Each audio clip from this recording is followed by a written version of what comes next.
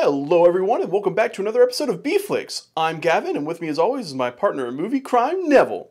So Neville, you want to do the intro for the movie today? What? You okay, buddy? You seem a little down. Well, I finally got up the nerve to ask out that girl Amy from concessions. I'm assuming since you're not your normal cheerful self, she turned you down? Yeah, but it gets worse. Not only did she turn me down, she said she'd rather date a dog. Oh, well, I guess everyone has their kinks. Maybe she's a furry. What's a furry? You don't know about furries?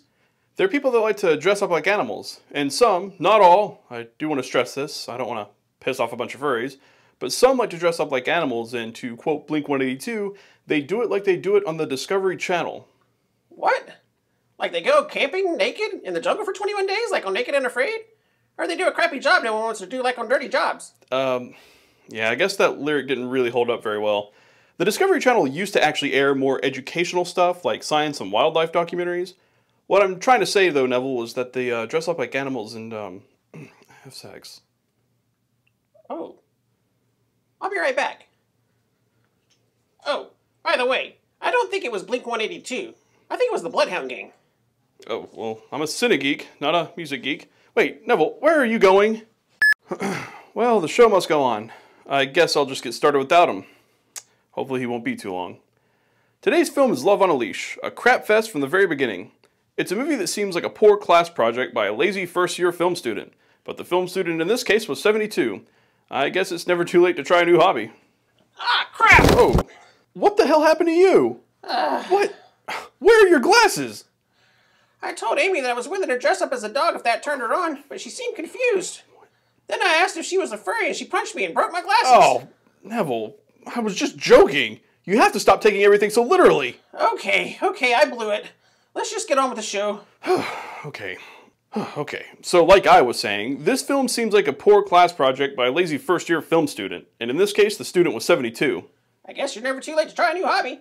That's what I said. She should have taken up knitting instead. Yeah, filmmaking isn't really her forte. I think so far this has been one of the worst movies I've ever seen. The premise is weird, the writing is absurd, but things just get worse from there. Neville, what are you doing? I can't see my notes. You're not even looking at the camera! Oh, sorry. Neville, you are blind as a bat.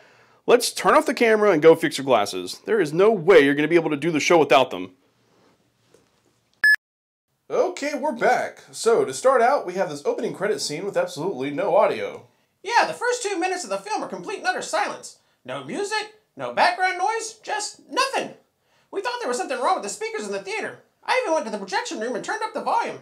And then out of nowhere, the dog's inner monologue started and blew out several speakers.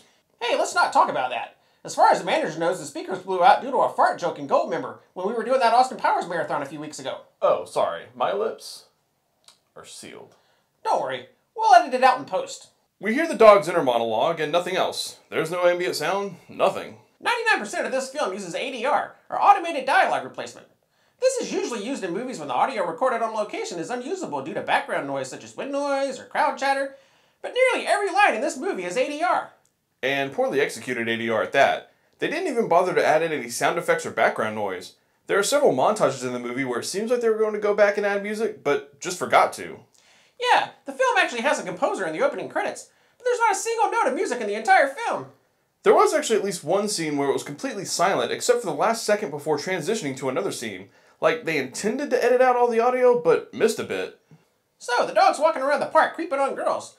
We learned later in the film that he was a womanizer in his past life, and was reincarnated as a dog as a form of punishment.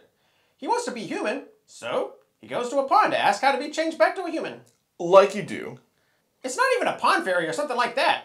It's just a bubbling fountain with some cheesy iMovie sparkles. The mud puddle basically tells him that if he finds a woman to love him, he has a chance of becoming a man. He goes and finds a pathetic girl in the park and thinks this is the one. So he dirties himself up a bit to seem helpless, and then approaches her at a gas station. She doesn't pet him, she doesn't talk to him, she just opens the door to her car and motions for him to get in for no apparent reason. Of course she has a reason. It's called plot progression. On the way to the house, the dog sings a silly song. You know, like you do when you're just going about your day doing some silly mundane tasks. Sitting in the theater, watching bad movies with my good pal Neville. Yeah. You think critiquing movies with me is a silly mundane task? Oh, No, buddy, I love doing this show with you. I was just making up a silly song like in the film. It was just the first thing that popped into my head. Okay. We need to talk about the voiceover actor for the dog. Later in the movie, when you see him as a man, you'll realize that the voiceover actor for the dog is a different actor than the man himself. It seems like they just gave the voiceover actor the incomplete movie and let him make up his own lines. When he's not doing a silly song about whatever's happening in the scene, it's like he's riffing the movie MST3K style. Why is everything in here green? The best part of the film is the dog's inner monologue. Even after he falls in love with a girl, a majority of his lines are just insults toward the girl, or the movie itself. What are you looking at? Not much. So, back to the actual plot of the movie. She takes him home and decides to give him a bath. In a normal movie, you would have an establishing shot of a dog being placed in a bathtub. Maybe a few close-up shots of her hand lathering the dog, and a cut to the dog being rinsed off and then towel dried. But in this movie, she literally washes the dog, and then they just speed up the footage. Ooh. Oh. Of course, there's no audio except for the dog's inner monologue, which is just a series of moans. And then, in a speaker-destroying piece of ADR dialogue, Lisa proclaims that he's clean and sends him on his way. Ah. You're clean, now you can go. Then we see Lisa at work at a clothing store, where she refuses to sell a dress to a woman because she says it doesn't fit. Miss, I'm sorry. This dress is too tight for you. I can't sell it to you. Is that even a thing? Your job is to sell clothes. Also, wouldn't this come off as insulting to most women? Of course it's insulting, and this lady goes full Karen on her by asking for the manager. What? Manager! She should have just sold her the damn dress. The store owner witnesses the whole scene and tells Lisa he prefers her way of handling things. She doesn't want to sell me this dress. Well, how can that be? That dress looks stunning on you. Here, let me help you. I like your way better. The way that causes the store to lose a sale and potentially a customer that's been insulted? Of course, this was probably just his way of buttering her up and asking her out. Lisa, do you have plans for tonight? Can you say sexual harassment? In the next scene, Lisa starts getting ready for her date, and the dog calls out another strange thing about this film. Why is everything in here green? Nearly everything that Lisa owns, her clothing, her car, her apartment, even her phone, everything is green. While she's getting dressed, her mom calls and asks about her date. Mom, I can't talk. You got a boyfriend. No, it's just a date. But what's he like? This is one of those moms that's constantly asking when she's going to get married because she wants grandchildren. No, Mom, I haven't met any new girls lately. I'm not getting married anytime soon, and no, that does not mean I'm gay. Whoa, buddy, are you alright? She just won't get off my back about it. She calls every other day. You know what? I'm just going to stop answering her calls. It's okay, buddy. We'll go clubbing later. I'll be your wingman. I'll help you find Mrs. Right. Thanks, man. Back to the movie. So, she talks to her friend and she convinces her to go shopping for a new outfit for her date. But before she goes, she takes a second to name the dog. We gotta give you a name. I already have a name. How about we call you Rover? I already have a name. My name is Alvin Fwang. Well, okay, maybe something with a little more class. Like Alvin Fwang. Let's say Reginald. What are you, crazy? Why don't we call you Prince? That's what I'll do. I'm gonna call you Prince. You mean like the artist formerly known as? I love how she's spitting out names, and in his internal doggy dialogue, he just keeps saying his name is Alvin Flang. What the hell kind of a name is Alvin Flang? I mean, he's so adamant about his name being Alvin Flang, but when he's finally human, he's just like, it's me, Prince. After naming the dog, she takes him shopping with her. She's at this place where they just throw a bunch of clothes on the floor. Presumably, this is so the dog can help her pick a green dress. And why did he need to help her pick up the green dress? So a doggy talent scout can see how smart he is. This actually comes up later in the movie. Miss, pardon me, miss. I'm a talent agent, and I think your dog's amazing. Your dog could make a lot of money. I think it's... come on. For some reason, Lisa is not interested, so the dog grabs the talent scout's card, and the guy tells the dog to call him. Lisa then goes to work where she meets some creepy guy. Then in the next scene, her weird friend Rita sets her up on a date. And wouldn't you know it, it's the creepy guy from the store. This guy was going in to do some reconnaissance. So Lisa starts talking to the dog about her dilemma of having to pick between these two guys. Kyle, the owner of the store where she works, and the creepy guy Rita set her up with. She asks the dog's opinion, and the response is unbelievable. Frank or Kyle? Which one do you think? How can you do that? One of these tastes Japanesey. She goes on a date with the guy Rita set her up with, and this has to be one of the most bizarre first dates ever. Lisa, how much do you weigh? I haven't weighed lately. What? You mean you don't weigh yourself at least twice daily? Well, how else would you know how much food to eat? My mother was a gynecologist, and she has a PhD in nutrition. Lisa, my grandson is only 10 years old, and we are very anxious to find a stepmother for him. I mean, has there ever been a first date that even comes close to being this weird and absurd? It kind of reminds me of that date that one of our coworkers set you up on. What are you talking about? You know, the Japanese girl that dressed like a country singer? Remember she took you to the Frog Festival and was posting shit about you on Facebook the whole time and accidentally tagged you in one of the posts? Gavin! And then she was pointing out all the guys at the festival that she had dated? Gavin! She was wearing these big bulky things on her ankles and she told you that she was into fitness and there were weights, but you later found out that the right one was an ankle monitor and she was on parole? Gavin! Oh, and she leaned in for a kiss and burped in your mouth? Damn it, Gavin! And then you found out that she wasn't even really interested in you. She just wanted to get into the movies for free and our coworker had already used all their free guest passes? Gavin! And in the end, you paid some random guy $10 to spill his beer on you so you would have an excuse to cut the date short and go home. You said you would never bring that up again! Whoa, sorry, buddy. I thought it was funny and relevant. Just promise to never mention it again. Okay, I promise. Hey, didn't it turn out that girl was actually your cousin? Let's just get back to the review. So, Lisa goes home after the date and tells the dog he has a better intuition about people than she does. You have better intuition about people than I do. No duh. She implies that she should have gone out with the Japanesey one. Then we cut to a scene where apparently she's been going out with the Japanesey one for a while and he wants to come to her apartment. She explains that her apartment is in a mess, but Kyle says he needs to talk to her about something important. So she calls up her friend Paula. Paula's in the house! If you haven't noticed yet, Paula is also colored. Dude, that's not cool! African American is the preferred nomenclature. Oh, damn it, Neville. That's not what I was talking about. I mean, she's color-coded, like Lisa that wears green and Rita that wears orange. Paula always wears pink. Oh, man. I thought you were being racist. Of course not. Neville, promise me you'll edit that out of this video. I don't want someone taking that out of context. Sure. Set a reminder to edit out Gavin being racist. Okay, I set a reminder to edit out Gavin being racist. What a douche. Just make sure you don't dismiss the reminder and then forget. I won't. I promise. Okay. Where was I? Oh yeah. Paula comes over and she brings this weird painting of a cat and a little Japanese girl.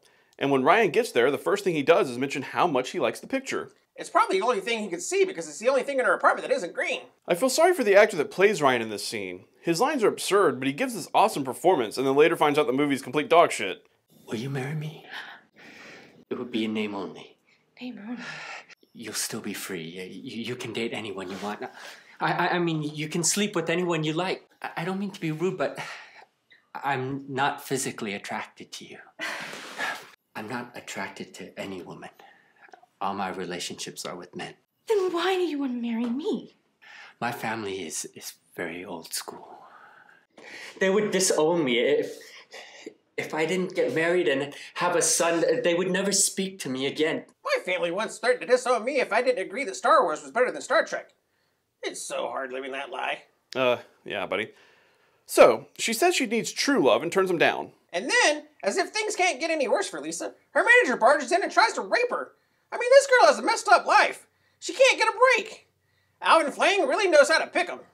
This is the only girl with such a horrible love life that she would actually fall in love with a dog. Which is exactly what happens. Prince fights off the guy by gently nudging him repeatedly, and while Lisa cries on the couch, he decides to sing another silly song about the experience. Now I'm the king of the castle. King of the castle! King of the castle that's also a dog and lives in a house that is green. What is that about? Lisa cries about Kyle being gay, and then the movie takes a dark turn when she goes to the bathroom with ODs on sleeping pills. Alvin Flang, realizes he's never going to find another girl as pathetic as Lisa, so he runs out into the street to try to get someone's attention so he can save her. Of course, while lying in the street to get help, he can't pass up the opportunity to insult her. What am I doing? I'm risking my life for green pants. With Lisa in the hospital, he's back to living on the streets, so what does he do? Another silly song about being a dog, of course. I can't believe I have to live on the street. Living on the street is hard, and also it hurts my feet. 'Cause I'm a dog, and it hurts my feet when it's hot outside, 'cause I'm a dog. After that wonderful tune, we see Lisa coming home from the hospital, and she discovers that Prince is missing. She goes out into the rain to search for him. Did you notice the rain is obviously coming from a hose or a sprinkler system? You can clearly see it going up and back down in an arc. She finds Prince in the rain and she tells him she's done with men, and from now on, it's just her and the dog. And through the magic of cheesy eye movie sparkle effects, he turns into a man. You? Who are you? Prince. Prince, your dog. Earlier, he was adamant that he was Alvin Fling, but now he just tells her that he's her dog Prince.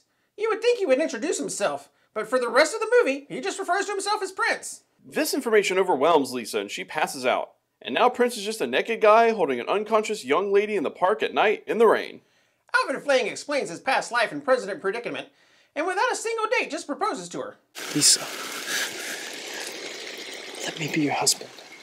Of course, Lisa, being a pathetic loser, obsessed with all things green, accepts the proposal of the naked man she just met in the park. Yes.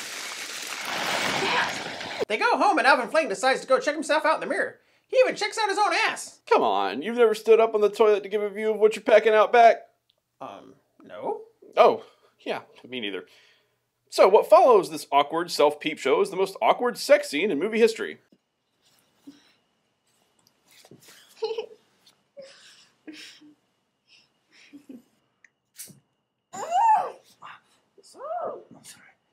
The next morning, she wakes up and Prince is a dog again. He jumps up and runs to the park to talk to the sparkly puddle, who tells him that he's just using her, and until he finds true love, he can only be a man at night. Or when the sun is behind the clouds, apparently. Yeah, that was kind of weird, but we find out that the rule is necessary for a stupid scene that comes up later. He comes back and explains things to Lisa, and she agrees to stay with him. I mean, she didn't have any other alternatives. It's not like she had guys beating down the door to get with her. Well, she kind of did. Except one was super creepy, with mommy issues. One was gay, also with weird family issues. And one was a bit rapey, and literally barged in through her front door. The next day after work, she comes home and stands by the window waiting for the sunset. While she's waiting, the dog keeps approaching her, and she keeps pushing him away. I mean, even though he's currently a dog, he's still the same guy she's supposedly in love with. Then when the sun sets, like a scene from a vampire movie, he just pops up behind her. The next morning she makes breakfast for them, and serves him at this tiny little table, but he prefers dog food. You want dog food. Yeah, I'm a dog now. Genius. I love how he's always mocking her. Yeah, maybe the puddle's right. He clearly doesn't like this girl. They take a walk, and then when he turns back into a man, she leashes him, and then they take some weird fetish photos. So, I guess they're married now? I've got to admit, I have no idea what the hell is going on at this point. You're not alone there, buddy. After their bizarre photo shoot, they go to the park, and the dog goes to talk to the puddle, who tells him he needs to be responsible and provide for her if he wants to be a man all the time. I feel sorry for this guy. This crazy-ass puddle keeps changing the rules. And how does she expect him to provide for her if he's a dog all day? Well, as luck would have it, he still has the card from the talent agent, and he talks to Lisa about doing commercials. But Lisa tells him she doesn't want him to do that because she doesn't want anyone treating him like a dog. Remember the agent? No way.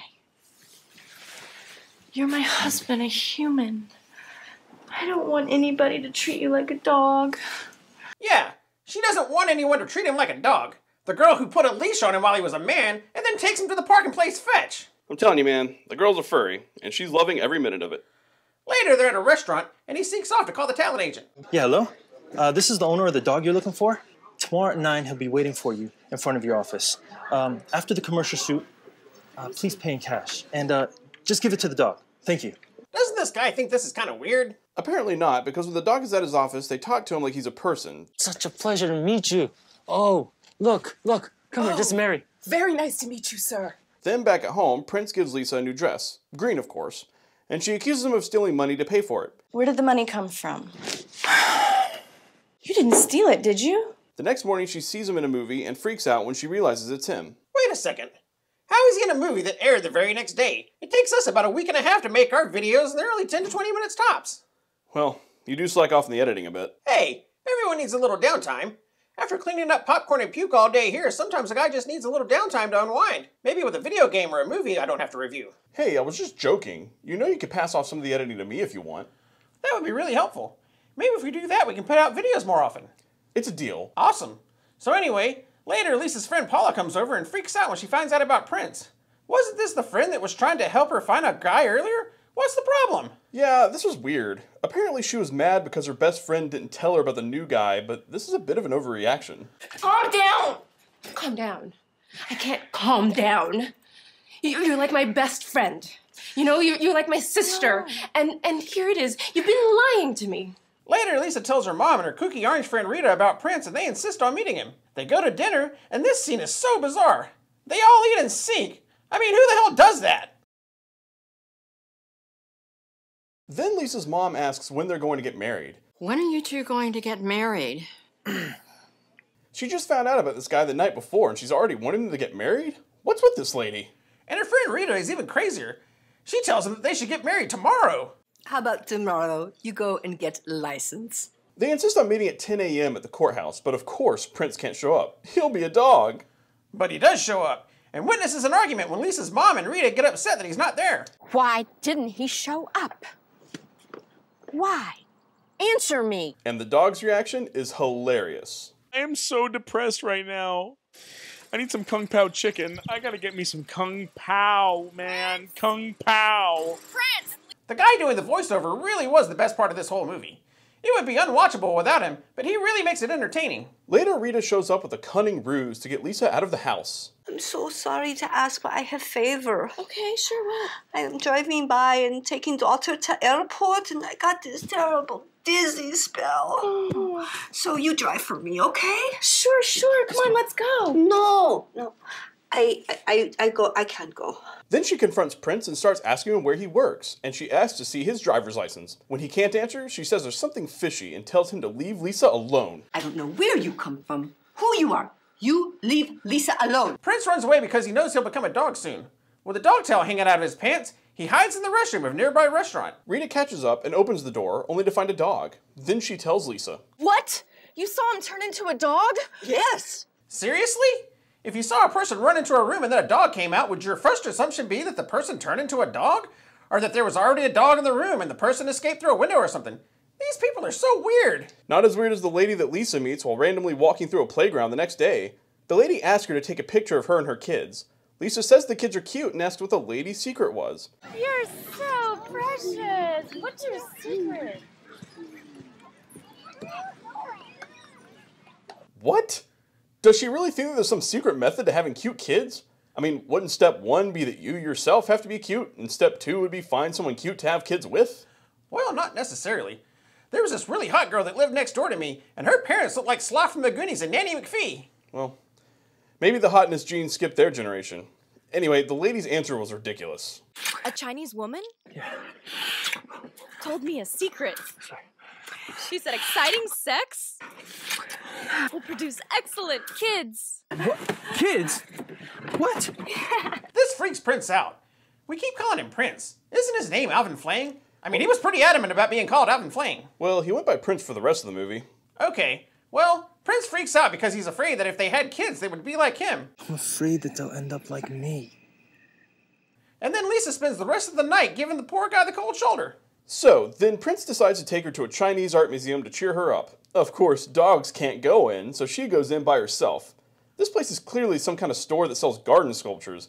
No museum has pieces of art just scattered all over the floor. Well, when your budget is nothing, sometimes you just have to pop down to the nearest garden center and call it a museum. Speaking of budgets, I found a YouTube video with an interview of the guy that did the voiceover work for the dog. The whole interview is hilarious, but the funniest part has to be the compensation for his voiceover work. She has a grocery bag with 3 cantaloupes and a big bag of wontons. And she said, "This is what I can offer to pay you."